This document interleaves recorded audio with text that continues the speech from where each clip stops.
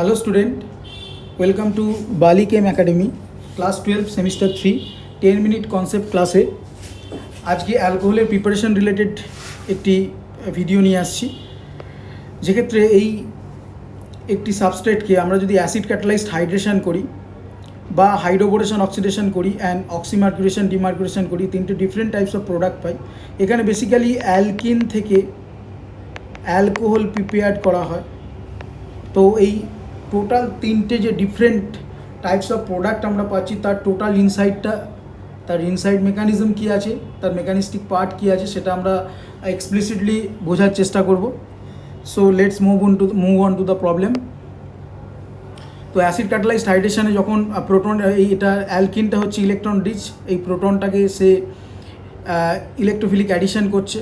Electrophilic addition যখন করছে 2 degree আর 1 degree কার্বোকার্বন তৈরি হচ্ছে। আমরা জানি কার্বোকার্বনগুলো মোস্ট রিঅ্যাক্টিভ। তার মধ্যে আমরা ফর্মেশন পসিবিলিটি 2 ডিগ্রিটা যেহেতু 1 ডিগ্রির থেকে রিলেটিভলি মোর স্টেবল, এটাই মোস্ট প্রবাবলি ফর্ম হবে ধরে নিচ্ছি, এটা হায়ার পার্সেন্টেজে ফর্ম হবে। যেহেতু সিস্টেমটা কার্বোকার্বন ইন্টারমিডিয়েটের মধ্যে দিয়ে যাচ্ছে, তার ক্ষেত্রে রিঅ্যারেঞ্জমেন্ট পসিবল। তো এক্ষেত্রে এই হাইড্রাইড শিফট হয়ে গিয়ে রিঅ্যারেঞ্জড হচ্ছে সিস্টেমটা, 2 ডিগ্রি কার্বোকার্বন টু 3 ডিগ্রি কার্বোকার্বনে মুভ করছে। কেন হাইড্রাইড শিফট হচ্ছে? কারণ আমরা দেখতে পাচ্ছি এখানে পজিটিভ চার্জ আছে, সো এটা নেগেটিভ চার্জ হয়েই এখানে যুক্ত হচ্ছে, তবেই এখানে পজিটিভ চার্জ আসছে। তো ডেফিনেটলি এটা হাইড্রাইড শিফটকেই ইন্ডিকেট করছে। নেক্সট স্টেপে ওয়াটার, এই আমরা জানি কার্বোকার্বন রিঅ্যাক্টিভ ইন্টারমিডিয়েট, তো এই পজিটিভ চার্জ যে 3 ডিগ্রি কার্বোকার্বনের উপর পড়ছে, সেই লোকালাইজড হয়ে আছে, সেই পজিটিভ চার্জকে নেক্সট স্টেপে হচ্ছে ওয়াটার অ্যাটাক করছে, দেন ডিপ্রোটোনেট হয়ে গিয়ে আমরা এই রিঅ্যারেঞ্জড অ্যালকোহল পাচ্ছি, যাকে আমরা এ বলছি।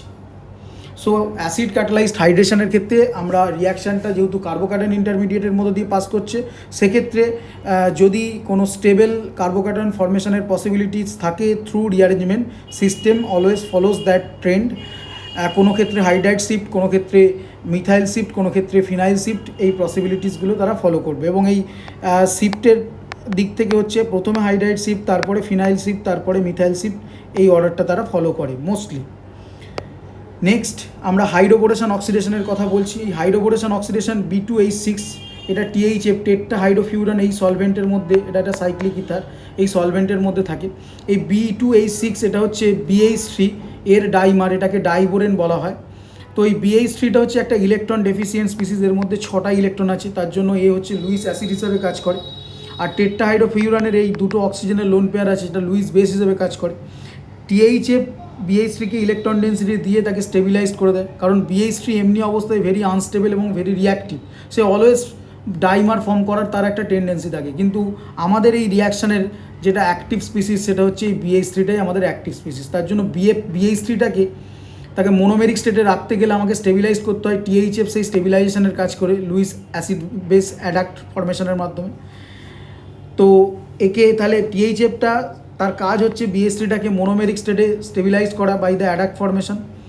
এবং THF যেহেতু একটা লেস পোলার সলভেন্ট রাদার নন পোলার সলভেন্ট, তার জন্য অ্যালকিন এবং BH3 দুটোকেই সে স্টেবিলাইজড করে, মানে সলভেট করে, গুড সলভেশন করে, এবং BH3টাকে অ্যাডাক্ট ফর্মেশনের মাধ্যমে তার রিঅ্যাক্টিভিটিটাকে কন্ট্রোল করে। তো এর যদি মেকানিস্টিক ইনসাইডটা দেখি, আমরা BH3 যখন অ্যাক্টিভলি রিঅ্যাক্ট করছে এই অ্যালকিনের সঙ্গে, আমাদের এরকম একটা সাইক্লিক 4 মেম্বার একটা সাইক্লিক ট্রানজিশন স্টেট তৈরি হচ্ছে।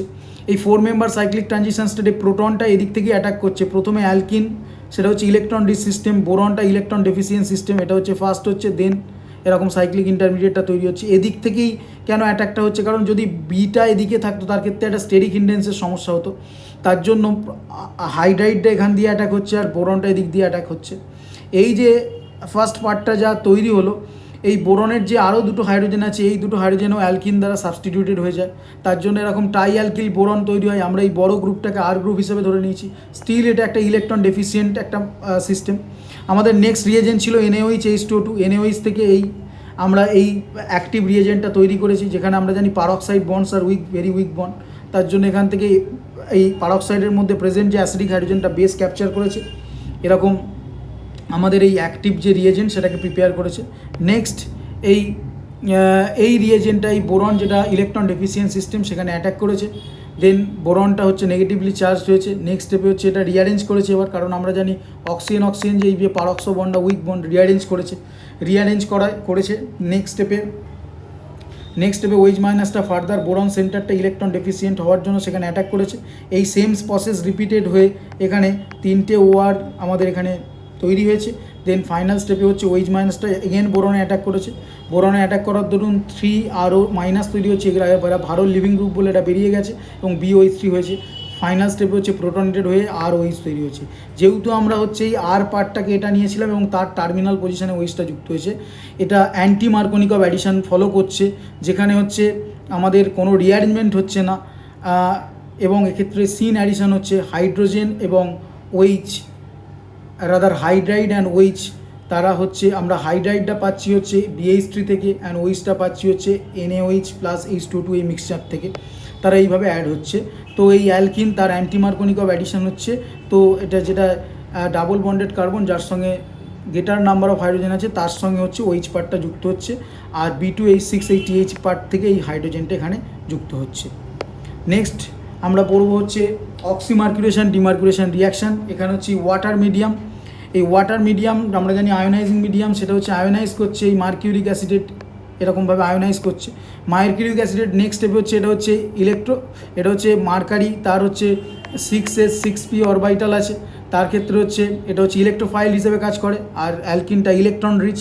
কিন্তু মার্কারি হাইলি পোলারাইজেবল এবং সফট মেটাল বলে একই সঙ্গে দুটো কার্বন অ্যাটমের সঙ্গে সেটা অ্যাড হয়ে ব্রিজ একটা মার্কিউরেনিয়াম আয়ন তৈরি করছে, যেটাকে নন ক্লাসিক্যাল কাটায়ন। এই নন ক্লাসিক্যাল কাটায়নটা স্টেবিলিটি হচ্ছে নর্মাল ক্লাসিক্যাল কাটায়ন থেকে বেশি হয়। তার কারণ হচ্ছে এক্ষেত্রে পজিটিভ চার্জটা হচ্ছে ডিলোকালাইজড হয়ে যায়, হোয়ারাজ এই নর্মাল ক্লাসিক্যাল কার্বোকাটায়নটা হচ্ছে পজিটিভ চার্জটা হচ্ছে লোকালাইজ থাকে। তো যত ডিলোকালাইজেশন হয় তত তার এনার্জিটিক্যালি সেটা ফেভারেবল হয়, এনার্জি তার কম হয়। তাহলে এক্ষেত্রে অ্যালকিনটা ইলেকট্রন রিচ হচ্ছে, easily donate electron density to mercury ion and bridge mercurinium ion form হচ্ছে। মার্কারিটা হাইলি পোলারাইজেবল অ্যাটম, তার জন্য এটা ব্রিজ অ্যাটমটা ফেভার করছে একই সঙ্গে দুটো কার্বন অ্যাটমের সঙ্গে। এই নন ক্লাসিক্যাল কার্বোকাটায়নের ক্ষেত্রে পজিটিভ চার্জটা ডিলোকালাইজড হয়ে থাকার জন্য তার এনার্জিটা কম হচ্ছে, এনার্জিটিক্যালি সেটা ফেভারেবল হচ্ছে। আর এই যে মোর সাবস্টিটিউটেড পজিশন ব্রিজ কার্বোক্যাটায়নের হচ্ছে এই মোর সাবস্টিটিউটেড পজিশন, এইটা হচ্ছে মোর সাবস্টিটিউটেড পজিশন, এইখানে হচ্ছে পজিটিভ চার্জটা বেশি স্টেবিলাইজড হয়। তার জন্য যখন নিউক্লিওফাইল অ্যাটাক করে এই যেটা মোর সাবস্টিটিউটেড পজিশনে হচ্ছে নিউক্লিওফাইলটা অ্যাটাক করছে, যেহেতু সামনের ফেজটা হচ্ছে সাইক্লিক আয়ন তৈরি হচ্ছে, তার জন্য আপ ফেজ থেকে এটা অপোজিট ফেজ থেকে এটা অ্যাটাক হচ্ছে, অ্যান্টি অ্যাডিশন যেটাকে বলা হচ্ছে। অ্যান্টি অ্যাডিশন করার জন্য এটা হচ্ছে এই স্পিসিসটা হওয়ার পর সেটা ডিপ্রোটনেট হয়ে নর্মাল অ্যালকোহল তৈরি করছে, ওইসটা যুক্ত হচ্ছে। এখন এই স্টেপটা হচ্ছে অক্সিমার্কুলেশন স্টেপ, যেহেতু ইলেকট্রোনেগেটিভ ময়েটি যুক্ত হচ্ছে অক্সিমার্কুলেশন স্টেপ। নেক্সট স্টেপ এইটাকেই আমরা যদি ইন জেনারেল করি, অক্সিমার্কুলেশন ডিমার্কুলেশনে অ্যালকিন সেটা মার্কিউরিনিয়াম আয়ন তৈরি করছে ব্রিজ ইন্টারমিডিয়েট, ওটা সফট পোলারাইজেবল মেটাল বলে। এটা পজিটিভ চার্জটা ডিলোকালাইজড হচ্ছে, যেটা সিস্টেমের এনার্জিটাকে লোয়ার করছে, সেটা নর্মাল ক্লাসিক্যাল কার্বোকাটায়নের থেকে স্টেবল। যেহেতু ব্রিজ ইন্টারমিডিয়েট তৈরি করছে তার জন্য এক্ষেত্রে কোনো রিঅ্যারেঞ্জমেন্ট হয় না। ওয়াটার অ্যাটাক করছে মোর সাবস্টিটিউটেড পজিশন, তার কারণ ওখানে পজিটিভ চার্জটা বেশি স্টেবল, ওই জন্য ওয়াটারটা ওদিক দিয়ে অ্যাটাক করছে ব্রিজ কার্বোকাটায়নের। নেক্সট হচ্ছে আমাদের ডিমার্কুলেশন স্টেপ, যেখানে হচ্ছে সোডিয়াম বোরোহাইড্রাইড সেটা হচ্ছে হাইড্রাইড ট্রান্সফার হচ্ছে। এই হাইড্রাইড ট্রান্সফারের মেকানিজমটা কেমিস্ট্রি এখনও অবধি প্রপারলি ক্লিয়ার করতে পারেন না।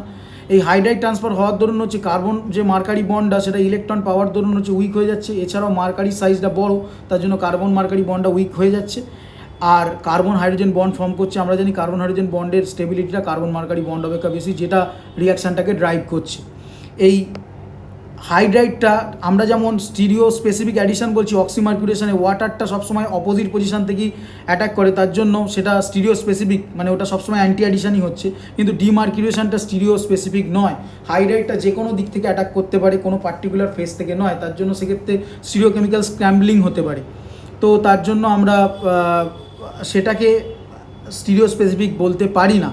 মেনলি অক্সিমার্কুলেশন ডিমার্কুলেশন রিয়াকশানটা একটা মার্কোনিকভ অ্যালকোহল প্রডিউস করে, যেটা হাইড্রোবোরেশন অক্সিডেশনে হচ্ছে অ্যান্টি মার্কোনিকভ অ্যালকোহল প্রডিউস করে। এই অক্সিমার্কুলেশন ডিমার্কুলেশন রিয়াকশানটা হচ্ছে মার্কোনিকভ রুল অনুযায়ী অ্যালকোহল তৈরি করে। তো তো আমরা যদি সামারাইজ করি ব্যাপারটাকে, প্রথমে হচ্ছে অ্যাসিড ক্যাটালাইজড হাইড্রেশনে আমরা রিঅ্যারেঞ্জ প্রোডাক্ট পাচ্ছি, নেক্সট অক্সিমার্কুলেশন ডিমার্কুলেশন রিয়াকশানে হচ্ছে আমরা মার্কোনিক অফ অ্যাডিশন অনুযায়ী প্রোডাক্ট পাচ্ছি, আর হাইড্রোবোরেশন অক্সিডেশন রিয়াকশানে আমরা হচ্ছে অ্যান্টি মার্কোনিক অফ অ্যাডিশন অনুযায়ী প্রোডাক্ট পাচ্ছি। So that's for today, thank you, ভালো থাকিস, বেস্ট অফ লাক।